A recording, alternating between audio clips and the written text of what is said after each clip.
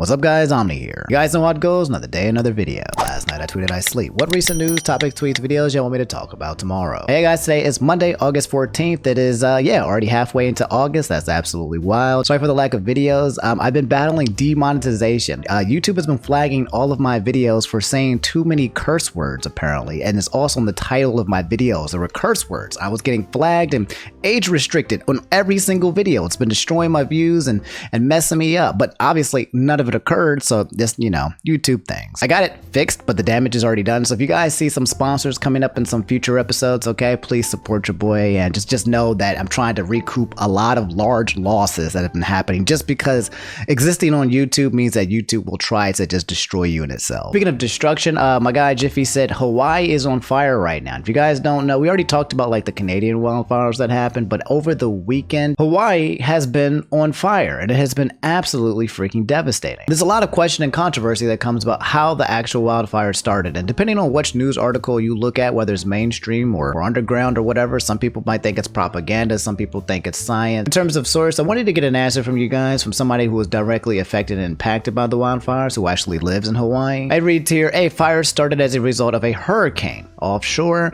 Either the winds knocked down a power line which sparked a fire, or a lightning strike which caused a fire. Then the winds from the hurricane super fueled the fire with a lot of oxygen, which caused it to burn super hot and super fast. Mixing that with a dry season makes for a very bad time. The next line saying that I'm an actual Maui resident. I was, am here. Multiple fires started near simultaneously across almost all of the islands. Fires were reported near almost every major town. Hope I'm pronouncing this right, but Lahaina, of course, but also Kihei, another densely developed tourist town, Kula, Kahului, and Wailuka. All we would have needed for the full Yahtzee would have been Malaya, which is the main power plant. Unlike in the mainland, there is no way for the fire brigades from other countries or states to drive to the rescue in a reasonable time. What we got is what we got, and there was no way they could respond to 5 places at once. Since then, it appears the official death toll from the wildfires in Maui has reached up to 96 people, but people are terribly afraid that now that the fires are kind of going down and people are going through the rubble, that the death tolls are just going to keep going up and up as they discover a lot of bodies, people who were not able to get out of their residential areas in time before the wildfire spread. It's being classified as the deadliest U.S. wildfire in over 100 years. Also looking into this, but apparently it said U.S. Senator Monsi Hirono of Hawaii told CNN that she won't make any excuses for the tragedy as the state launches a formal review of its emergency response, including why it did not activate an extensive warning siren system. You know how you get those alerts on your phone that tells you like there's like Amber Alerts or something? Like that's kind of wild that something didn't just go out to let everybody know like, hey, there's a fire and it's happening in 5 different places. Get the hell out or find safety, or something had to be communicated, right? It's 2023. People got to know how to spread information and quickly. Keep you guys posted if anything else big develops. It's terrifying because I was actually thinking about going to Hawaii this year around this time frame. A lot of obviously tourists being in Hawaii, and also a lot of members of people who live in Hawaii. My sister actually used to live in Hawaii a few years back as well. So if you guys were affected, I hope that some of you guys, my viewers, are watching, that you're fine. And if your family's affected, I'm praying that everything goes okay. And some really freaking good news. It's a dude said Felix is now a dad. That's right, guys. PewDiePie, one of the biggest YouTubers who have ever done it. We've seen him grow from a kid who was playing Happy Wheels on YouTube and gaming videos to now where he's a full-on, flat-on dad, father, new game plus, raising the baby with his wife Marcia. You love to see this play out. PewDiePie released a video 3 days ago that said, I'm a dad now, and it's at 6.9 million views, and yeah, it's him holding his little baby. Let's watch let's watch a little bit. Okay, I think we need a cleanser. We need we need hope for the future right now. Oh my god. Say hi to Björn, everyone. Björn? Björn. Hello. Hey, Björn. I was the biggest warrior on the planet. Such a long labor. And look what we made. Huh? Best thing ever. Oh. I got the doggies too. I'm back home. I am so tired. I can't imagine Marcia. And it hasn't even started yet. First day. And I'm already so tired. But Bjorn seems really chill. I don't remember if I talked about the delivery, but it all went really well. Marcia did amazing. Seriously, she was such a champion. It was so nice when I came in and I got to see her, and we were both so happy. And then she had already been pushing a little bit, so I came in for the last bit. Okay. And then he was born. Guys, man, like, I mean, I'm sitting here. I mean, again, I don't know if you guys who are watching at home actually have watched PewDiePie over the years. I have. I've been keeping up with them ever since he was just, weirdo PewDiePie punching the fist and playing Happy Wheels and playing games. So all the drama and the controversy, I've seen him through all of it as a YouTuber myself. And to see this guy come out here and live his best life, New Game Plus, out here in Japan, raising a kid, and just kind of like, once you become successful enough, he's just settled down and just tried to be happy, not being problematic, not out here like Elon Musk or a lot of other millionaires that you see right now flaunting money and causing a muck or mayhem, just literally in his own little small bubble, trying to create his own small world, and you love for that to be the outcome. The sleep is the worst part, really. He's easy to take care of. He just poops and eats and sleeps. But yeah, guys, that's Felix becoming a dad, a very heartwarming and needed story as well. And it's great to see PewDiePie evolve and see like how his channel is now becoming like a blog channel, like a like a lifestyle blogging channel where he just shares his fun stories of living in Japan and now being a dad and also being married. Like he's just it feels good, right, to have this kind of news happen for somebody like this as well, and see this to be how everything plays out for him. So I'm wishing him and his family very good luck. Hopefully he gets a lot of rest, and I can't wait to see baby Bjorn grow up healthy and well, and for him to start his own YouTube channel.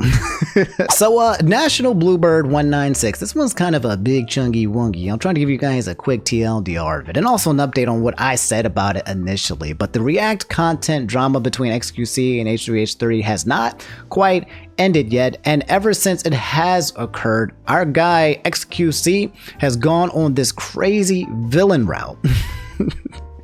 Where basically he's just like, look, I'm rich, I'm popular, I'm famous, I got crazy good watches, I've stolen all this money from all of these creators, and nothing you guys can say can deter me from being the rich guy that I am kind of energy. And yeah, let me, I guess, give you guys a quick TLDR of it. This is Ethan Klein, the host of the H3 podcast. He recently got into a fight with XQC along with Mudahar, who also started as well, Some Ordinary Gamers, where they were talking about React content. And how React content is just literally these big streamers who go onto Kick or go onto Twitch, and they spend their entire time on there watching other people's videos. And the implications of that, the only reason why their platforms exist is because other people are making videos for them to just basically consume. It's quite literally to the point where they're not adding anything or transforming or any kind of commentary. They're just watching videos, not providing value, and getting paid because of other people's hard work. Do not pose this to YouTube for the lack of React. Boom! Metal pipes, cement, football, goal at the back. Wait a minute, chat. Hold up. I think this is a very rare copper alloy right there, chat. Somebody chat, hey chat, give me a zoom in on this and do a full infrastructural review of the material used in the building of this city. Right the fuck now. Boom. This is a deep dive and expert view in city building and architecture. Come on. Boom. Chat, guys, chat find this funny? Bro, relax, man. Relax. Dude, chill out. It's lighthearted. I've been watching XQC and also like recently Fusi, like just clips going around everywhere, and it's just kind of just showing you guys how like clout and money is a hell of a drug and will completely change a person depending on the actual person. Like this is like the villain PewDiePie. Like PewDiePie gets a lot of money, and his response is to go live happy, humble life in Japan and raise a baby with Marcy and stuff. And then, I mean, obviously he's much older. And then you got like, it's like Spider-Man, right? You got freaking Miles Morales, and then you got the Prowler.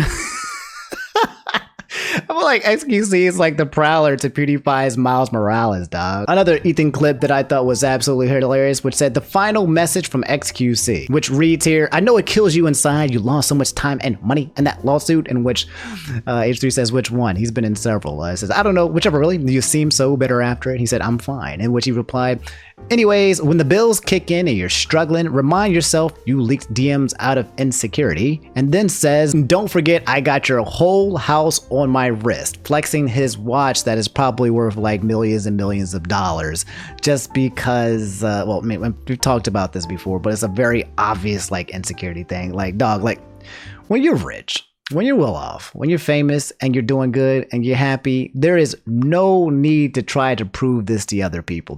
There's no need to flex when you are already flexing internally, dog, and you are happy. There's no reason to. Think about some of the times you've been at your absolute happiest. What are you doing? You're outside. You're touching grass. You're watching TV. You're breathing. You're living life. You're not on Twitter trying to convince people that you're happy. So, like, I mean, just right off the bat, what the is this editing? There's 10 seconds of him sitting there like a moron. Look at this idiot. Yeah, I mean, it's not high effort. No. This is editing like is not theft. high effort. I mean, hold on. No, it's not. Let me get a taste of this. Why wouldn't they cut that? Tristan Tate being held in a Romanian jail cell for over 3 Look at him. months. Yeah, He I doesn't even think- know what the he's watching. I think So for context, by the way, guys, this is Ethan Klein right next to Hassan. Hassan being a political Twitch streamer, and they're on their podcast called Leftovers. They are reacting to a clip where XQC is reacting to a clip by a YouTuber by the name of Internet Anarchist. I think is this the end of Andrew Tate? And basically using this video as an example where, well, Ethan is popping off because he's upset that literally XQC is just watching the video, adding nothing transformative, nothing of note. He's just like, this guy is a garbage human being and he's just stealing and trying to get away with it. He has been getting away with it for a very long time. the main problem here What a is moron, dude. The main problem here should be that if this is on your main channel, you should definitely edit it more for sure. Hold on, Hassan. I really want to see. I want to get a feel for this. Like this is like my fan. This is like fan-owned and operated channels that just like straight post VODs, like straight rip VODs. You know what I mean? Past 6 months, but with the recent developments in their case, it seems like this is just the beginning. Hi, I'm the Internet Anarchist. I create weekly YouTube documentaries. I mean, this is already theft. He didn't even intro it. He didn't talk about it. He's literally just sitting there quietly for the first 30 seconds. Yeah, like even as I'm watching this clip of somebody watching a clip of watching a clip of watching a clip, I gave you guys plenty of preface, introduction, intro. Here it is, commentary, introduce the people, introduce things to play, gave you the like all of it, right?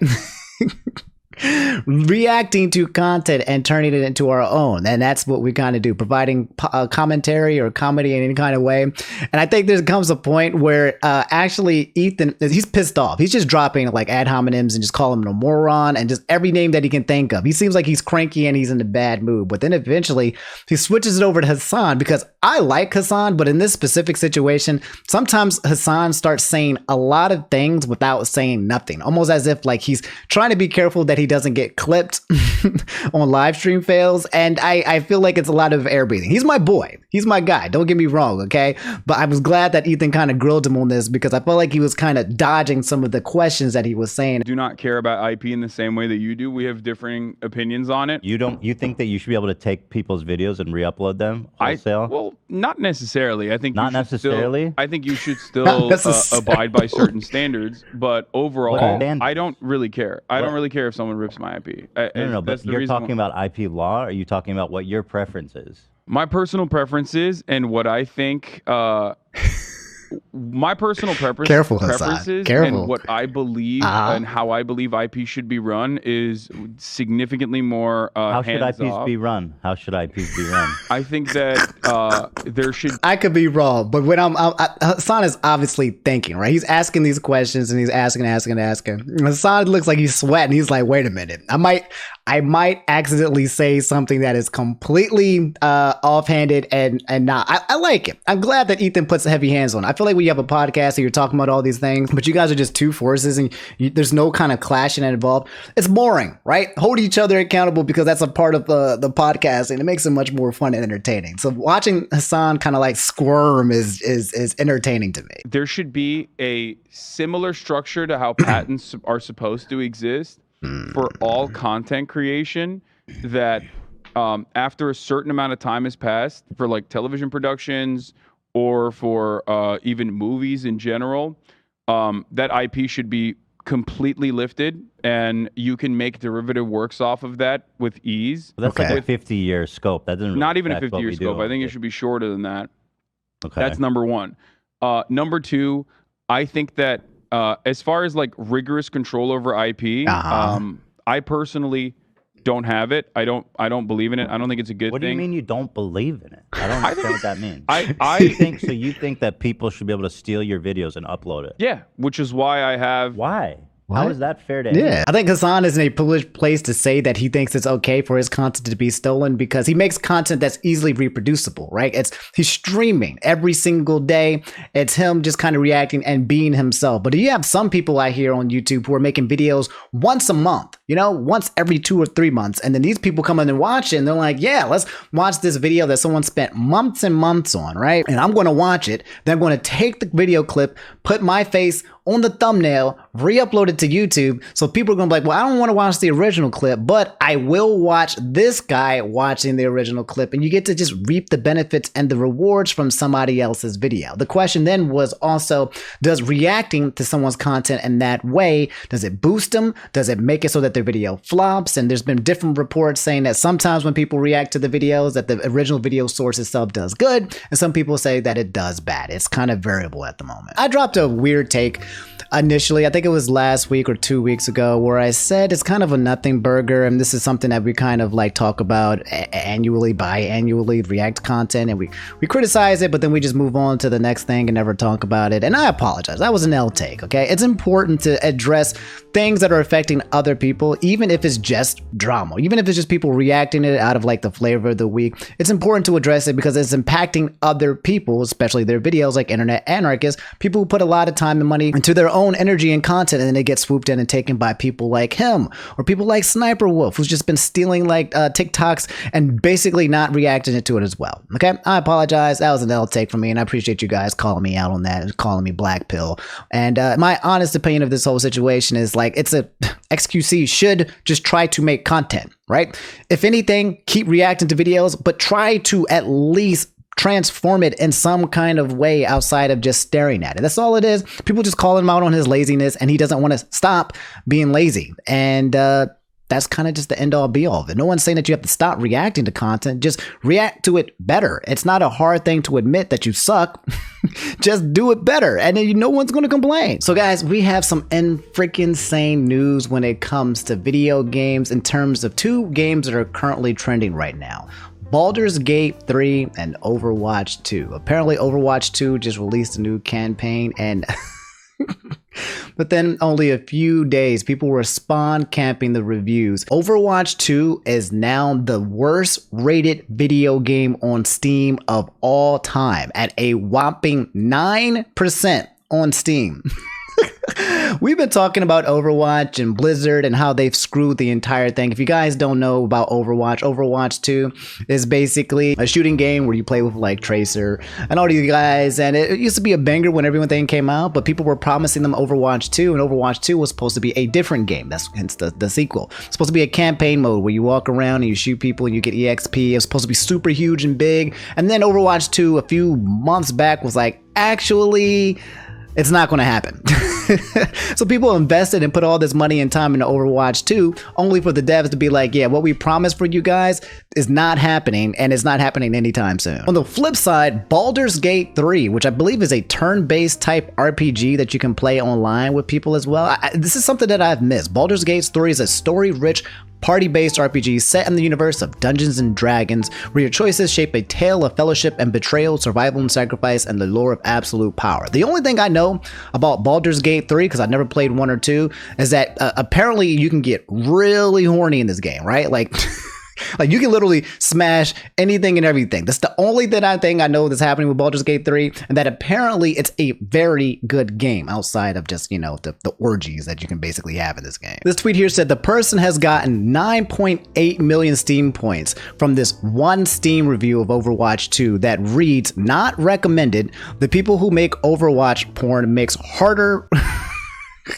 work harder than the people who make Overwatch. Opera GX always in the mix saying the Overwatch 2 stream reviews had me crying. A review showed a link that goes to Team Fortress 2, man. Over here trying to get us to turn into freaking demo man. They should make a sequel that includes the whole PvE experience, player versus everything experience we were promised with skill trees, and call it Overwatch 2. That's what we were promised. That's not what we got. And then also it's an indie company, guys, give them a break.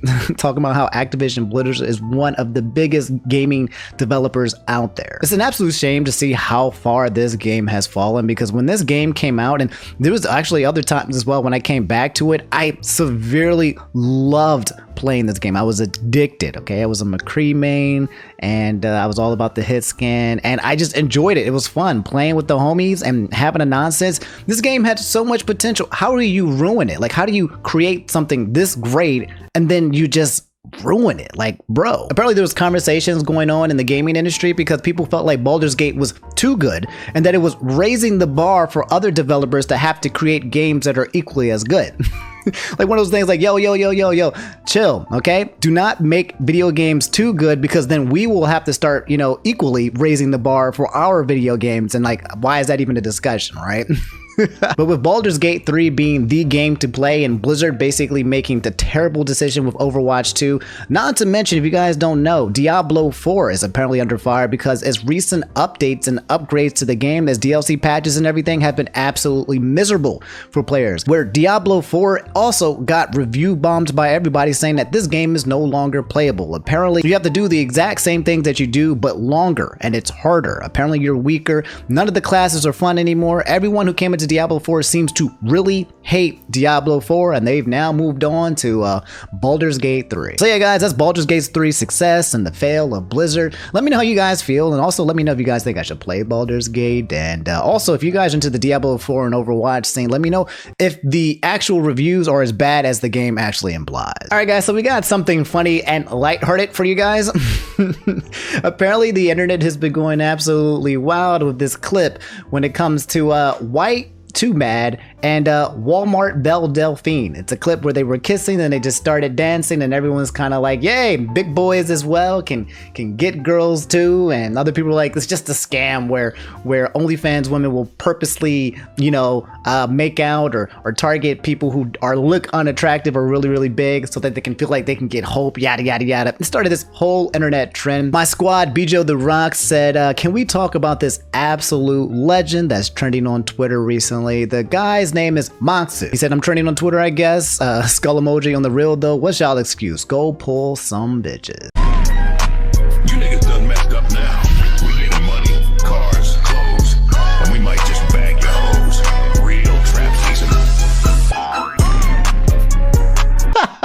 Yo, they was getting it. They was getting it. Anyway, update, by the way, but the girl in question was Strawberry Milk. She said, we are getting married, by the way, and I may or may not be pregnant. Anyway, my take, guys, is moral of the story, okay? Riz is Riz. It doesn't matter what you look like, okay? If you got it, you got it, all right? When this comes to, me being a guy, my interactions with women, but to be honest, it looks are, it's not bad. I'm not going to say it doesn't matter, but if you can make a girl laugh or smile or have a great sense of humor, that will take you places, okay? It can get you very far, okay? Never lose hope. Never blame your ugly for your lack of Riz, okay?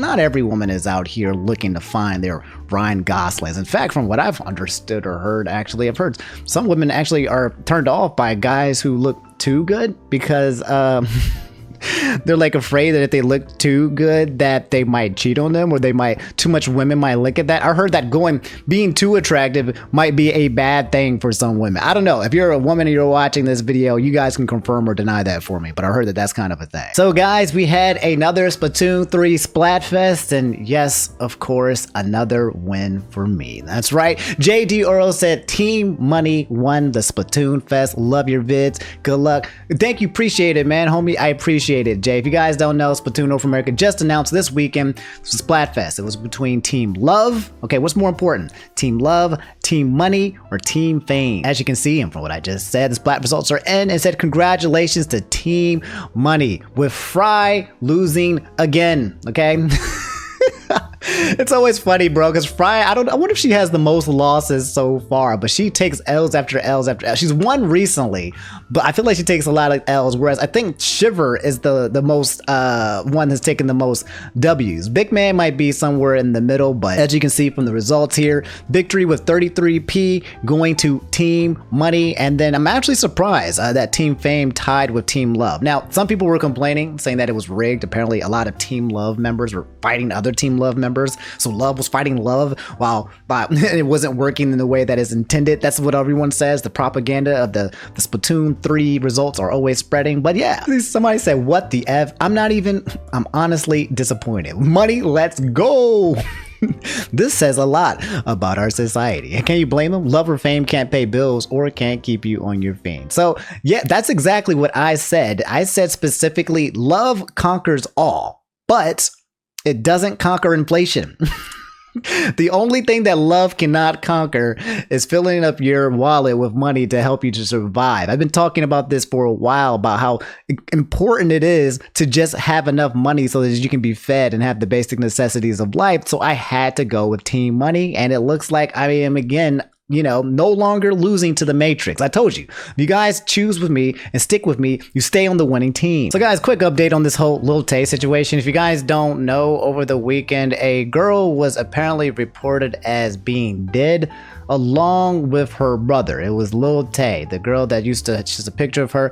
I'm not going to actually show any images of her because YouTube has this thing where if you show like children, like even still images of them sometimes on your videos, it gets demonetized or removed or age restricted because you're not allowed to, portray children on here. So I'm just not going to show it to you, okay? Her name is Lil Tay, and everybody on the internet thought that she was freaking dead for a very long time, and it started looking sus because it got posted to her Instagram account. Come to find out, she did not die. It reads here from Dexerta, Lil Tay and her brother are alive, claims that Instagram was hacked. Quote, I want to make it clear that my brother and I are safe and alive, but I'm completely heartbroken and struggling to even find the right words to say. It's been a very traumatizing 24 hours. Also, during the midst of all of this, apparently cryptocurrencies and scams made its way back where Lil Tay coin was made.